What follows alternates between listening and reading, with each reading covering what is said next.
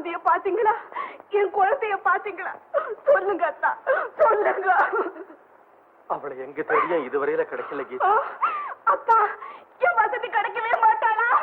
கவலைப்படாத கீதா, அவளை எப்படியாவது நான் தேடி கண்டுபிடிச்சிரு. நீ வீணா உடம்பால போ, போய் படுத்து தூங்கு. நல்ல காலம். இன்னும் கொஞ்சம் தவறு இருந்தா உயிருக்கே ஆபத்தா முடிஞ்சிருக்கும். நீ செய்த அதிர்ஷ்டமா இந்த சின்ன காயத்தோட தப்பிச்சேன். இல்ல, நான் நிஜமாவே அதிர்ஷ்டம் செய்திருந்த விபத்திலிருந்து உயிரோடு தப்பி இருக்கவே கூடாது. தப்பி இருக்கவே கூடாது. ஏமா இப்படி மனசு நொந்து போய் பேசுறேன்? உனக்கு வேண்டியவங்க யாராவது இருந்தா சொல்லு, உடனே வரவழைக்கிறேன். வேண்டியவங்கள? நான் ஒரு அனாதை.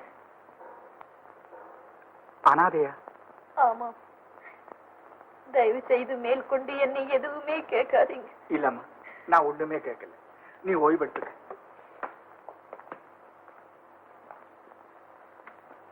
கீதா, வசந்தியை தேடி கண்டுபிடிக்க வேண்டியது என் பொறுப்பு. முதல்ல நீ மருந்து சாப்பிட. அத்தா, உடனே ஒரு விளம்பரம் கொடுங்க. விளம்பரமா? ஆமா, இப்பவே கொடுங்க. எதுக்கு கீதா? வசந்தி, உன்னை புரிந்து கொள்ளாமல் உன் மனதை புண்படுத்தி விட்டேன். நான் செய்த பாவத்திற்கு பிராயச்சித்தமாக என்னுடைய சகல சௌபாக்கியங்களையும் உனக்கு அர்ப்பணிக்க சித்தமாக இருக்கிறேன். உடனே புறப்பட்டு வா அப்படின்னு எல்லா பத்திரிகையும் விளம்பரம் கொடுங்க. அப்படியே இருக்கட்டும், நல்லா இருக்கு. அம்மா, என்னப்பா? நீங்க சொன்ன பூச்செடி எல்லாம் வாங்கிட்டு வந்துட்டம்மா. சரி, அதெல்லாம் எங்க வைக்கணும்னு நான் வந்து சொல்றேன். நீ போ. வசந்தி, நீ வந்த பிறகு இந்த வீடே சோபிதமா இருக்குதம்மா. ஏம்மா, காயமெல்லாம் ஆறி எடுத்தா? இதயத்துல பட்ட எத்தனையோ காயங்கள் தானா ஆறிருக்கு. இது எப்படி ஆறாம போகும்?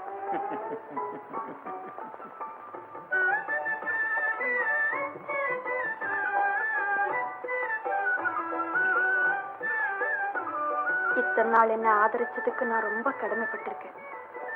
இனிமேலையும் உங்களுக்கு பாரமா இருக்க நான் விரும்பல. எங்கம்மா போக போற? இத பாருமா, இவ்வளவு ஆஸ்தி இருந்தும், இத்தனை பெரிய வீடு இருந்தும் என் மனசுல நிம்மதியே இல்லை.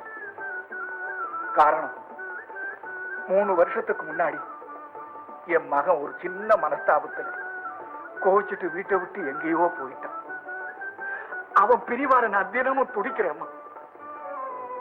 அவனுடைய ஸ்தானத்தை பூர்த்தி செய்து எனக்கு நிம்மதியை நீதாமா தர முடியும். எனக்கு நீ செய்யக்கூடிய கைமாறு இது ஒண்ணுதாம்மா. இது உன் வீடுமா. போமா, போ. கீதா, நீ சொன்னது போல விளம்பரம் கூட கொடுத்து பார்த்தேன். வசந்தி கிடைக்கலன்னா அதுக்காக மருந்து கூட சாப்பிடாம என்ன மோசம் செய்துட்டு போறேங்கிறீ? இது நியாயமா கீதா? இதோ பாரு கீதா, சின்னஞ்சிறு செல்வம், நீ தந்த மாணிக்கம், இவனுக்காகவாவது நீ வாழத்தான் வேணும் கீதா. வேண்டாம் அத்தா, செய்த தவற மறக்க முடியாம சித்திரவதப்பட்டு நடப்பிடமா வாழறத விட சீக்கிரமா சாகிறது நல்லது இல்லையா கீதா? ஆனா ஒரு வேண்டுகோள், நீங்க எப்படியும் வசந்தியை கண்டுபிடிக்கும் அவகிட்ட நான் மன்னிப்பு கேட்டதாக சொல்லணும். அது மட்டுமல்ல, என் செல்வ மகனுக்கு வசந்திய தாயாக்கணும். செய்வீங்களா அத்தா? தயங்காதீங்க அத்தா, சத்தியம் செய்து கொடுங்க. அப்பத்தான் என் ஆத்மா சாந்தி அடையும். என் வேண்டுகோளை நிறைவேற்றிடுங்க அத்தா. கீதா, சத்தியமா வசந்திய நான் இவனுக்கு தாயாக்குறேன். அத்தா, வசந்தி. கீதா. சார், தந்தி. தந்தியா?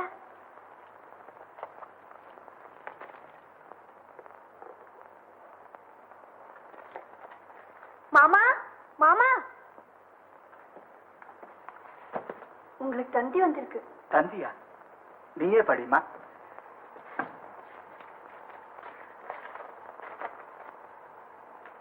Arriving tomorrow, morning plane.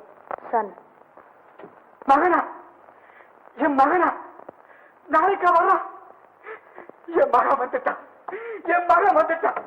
Vasanthi, நீ வந்த வேலை என் மகன் வந்துட்டாமா, என் மகன் வந்துட்டான். மாமா, இனிமே எனக்கு எந்த குறையும் இல்லை, இனிமே எனக்கு எந்த குறையும் இல்லை.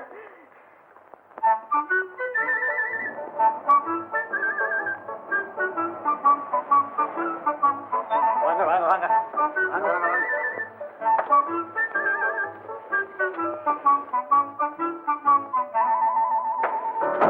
என்னப்பா எல்லாம் சௌக்கியமா இருக்கீங்களா? இருக்கிறாங்க. வாங்க சின்னேசமா, வணக்கம். முனியா, நிஜமா கார்ல இருக்க சாமானங்கள்லாம் கொண்டு போய் உள்ளவை.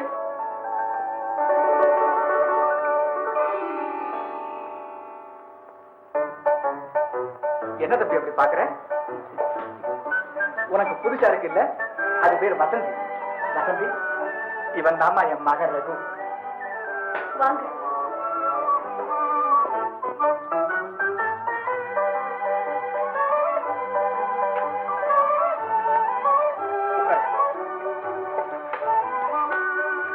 நீ இந்த வீட்டை விட்டு போனதுல இருந்து எனக்கு பைத்தியமே பிடிச்ச மாதிரி ஆயிட்டது. இந்த பொண்ணு நம்ம வீட்டுல அடியெடுத்து வச்ச நாள்ல இருந்து வீடே மங்களகரமா இருக்கு. இது வந்த வேலைதான் நீயும் வந்து சேர்ந்துட்ட. ஒரு மகாலட்சுமி மாதிரி. வாங்க மாமா. இவரை நான் எப்படி சந்திச்சேன்னு உனக்கு தெரியாது. ஒரு நாள் கார்ல போயிட்டே இருந்து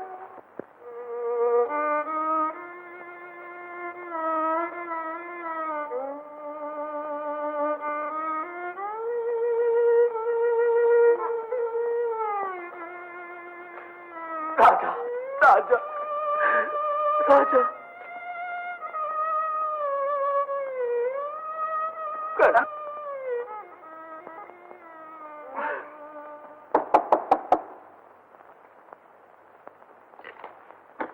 ஓ, நீங்களா? ஆமா வசந்தி, உன்னோட ஒரு விஷயம் பேசணும். வாங்க, உட்காருங்க. வசந்தி, நீ அனாதைன்னு அப்பா கிட்ட சொன்னியாமே, நீ எதுக்காக அனாதை ஆகணும்? உன்னை என்னால புரிஞ்சிக்கவே முடியல. என் கூட பிறந்த சகோதரினாலேயே என்னை புரிஞ்சுக்க முடியல. அதனால நான் அனாதை ஆயிட்டேன். நிஜமாவா? ஆமா, எவளுடைய சந்தோஷத்துக்காக என் காதலை தியாகம் செய்தேனோ அவளுடைய சந்தோஷத்தையே நான் பறித்து விட்டதாக அவள் நினைத்தாள். வீட்டை விட்டு வெளியேறினேன். ஓ வசந்தி, மறுபடியும் உன்னை என் வீட்டிலேயே சந்திப்பேன் நான் கொஞ்சம் கூட எதிர்பார்க்கல. நான் கூட எதிர்பார்க்கல. வசந்தி, என்னை பார்த்த உடனே என்னால உனக்கு ஏதாவது இடைஞ்சல் ஏற்படுமோன்னு பயப்படுறேன், இல்லையா? இல்ல, எனக்கு அந்த பயம் கொஞ்சம் கூட இல்லை. என்னைக்கு நீங்க உங்க உத்தியோகத்தை எனக்காக ராஜினாமா செய்துட்டு போனீங்களோ அன்னைக்கே உங்களை ஒரு உத்தமன்னு தீர்மானிச்சுட்டேன். ரொம்ப நன்றி வசந்தி. உனக்கு என் மேல இருக்கிற இந்த நல்ல அபிப்பிராயத்தை கடைசி வரைக்கும் என்னால காப்பாற்ற முடியும். இந்த வீட்டில் நீ சுதந்திரமா சந்தோஷமா இருக்கலாம். உன் விருப்பத்துக்கு விரோதமா இங்க எதுவுமே நடக்காது. இதை சொல்லத்தான் வந்தேன். வர்றேன். கூப்பிட்டீங்களா மாமா?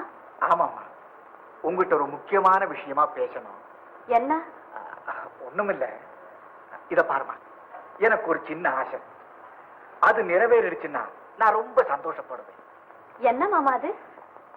வருவானோ மாட்டானோன்னு இருந்த என் மகன் நல்ல காலமா மனசு மாறி திரும்பி வந்துட்டான். அதே போல இந்த வீட்டுக்கு விளக்கேற்றி வைக்க ஒரு மருமக வந்துட்டா எனக்கு பரிபூர்ண திருப்தி ஆயிடும். பொண்ணு பாருங்க மாமா, கல்யாணம் தானா நடக்கும். பெண்ணை பார்த்துட்டேம்மா. நிஜமாவா? ஆமா, என் மகனுடைய அழகுக்கும் அறிவுக்கும் ஏத்த பெண் உன்னை தவிர வேறு யாருமே கிடையாது. மாமா, இத பாருமா, எனக்கு இருக்கிற ஆசை அது ஒன்னே ஒண்ணுதான். நீ சம்மதம் சொல்லிட்டா 2 பேருக்கும் கல்யாணம் பண்ணி வச்சு கண்குளிர பார்ப்பேன். என்னம்மா சொல்றேன்? மன்னிச்சிடுங்க மாமா. என் கல்யாணத்தை பத்தி நினைச்சு பார்க்கிற நிலையில என் மனசு இல்ல. மன்னிச்சிடுங்க.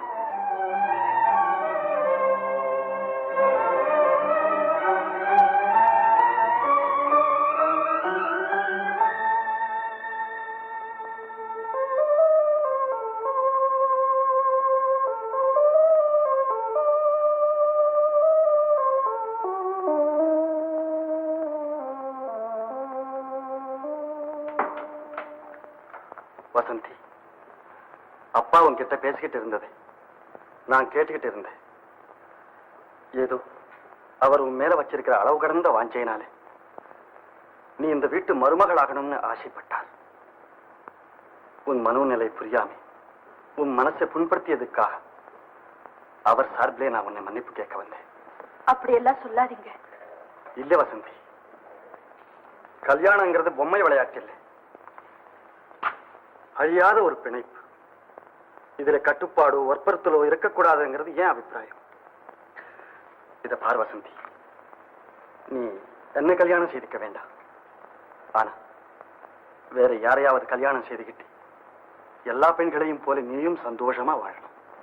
என் மனசு ரொம்ப குழப்பம் அடைஞ்சிருக்கு. எனக்கு கொஞ்சம் அவகாசம் கொடுங்க. நான் கல்யாணம் செய்துக்கிறதா தீர்மானிச்சா மனப்பூர்வமா சொல்றேன், உங்களை விட சிறந்த புருஷன் எனக்கு கிடைக்கவே மாட்டார்.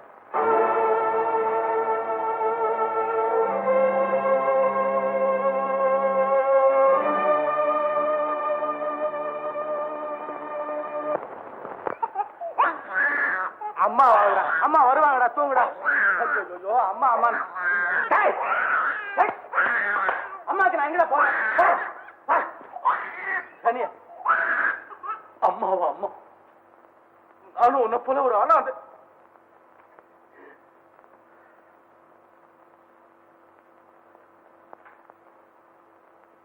ராஜா ராஜா ராஜா ராஜா ராஜா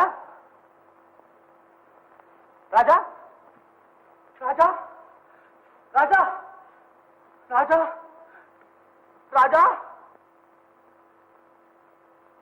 ராஜா ராஜா ராஜா என் கண்ணு, நீ என்ன விட்டுட்டு போயிடாதரா.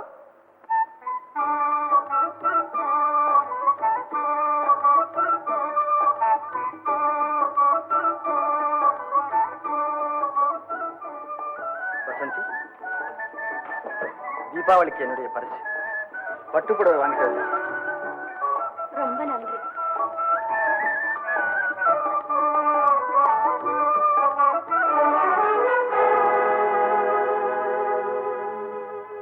வசந்தி, உன்னை புரிந்து கொள்ளாமல் உன் மனதை புண்படுத்தி விட்டேன். நான் செய்த பாவத்திற்கு பிராயச்சித்தமாக என்னுடைய சகல சௌபாகியங்களையும் உனக்கு அர்ப்பணிக்க சித்தமாயிருக்கிறேன். உடனே புறப்பட்டு வா. அன்பு சகோதரி கீதா.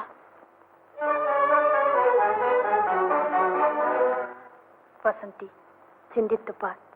அன்று உன் மீது களங்கம் கற்பித்த உன் அருமை சகோதரி என்று உன்னிடம் மன்னிப்பு கோர துடிக்கிறாள். நீ கல்யாணமாகாத கன்னி பெண்ணாக இருக்கும் வரை உன் சகோதரி மட்டுமல்ல, உலகமே உன்னை சந்தேகத்தோடு தான் பார்க்கும். ஆகவே உன் அக்காவின் மனம் மறுபடியும் குழப்பமடையாமல் இருக்க வேண்டுமானால், மனப்பூர்வமாக அவள் உன்னை வரவேற்க வேண்டுமானால், நீ உடனே கல்யாணம் செய்து கொள். பிறகு உன் கணவரோடு அங்கு செல். அப்போதுதான் உள்ளம் கனிந்த வரவேற்பு உனக்கு கிடைக்கும்.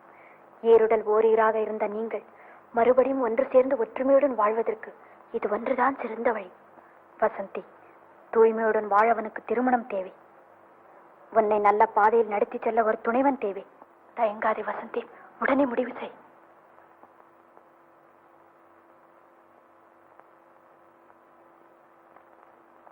நான் கல்யாணம் செய்திக்கிறதா தீர்மானிச்சேன். மனப்பூர்வமா சொல்றேன், உங்களை விட சிறந்த புருஷன் எனக்கு கிடைக்கவே மாட்டார்.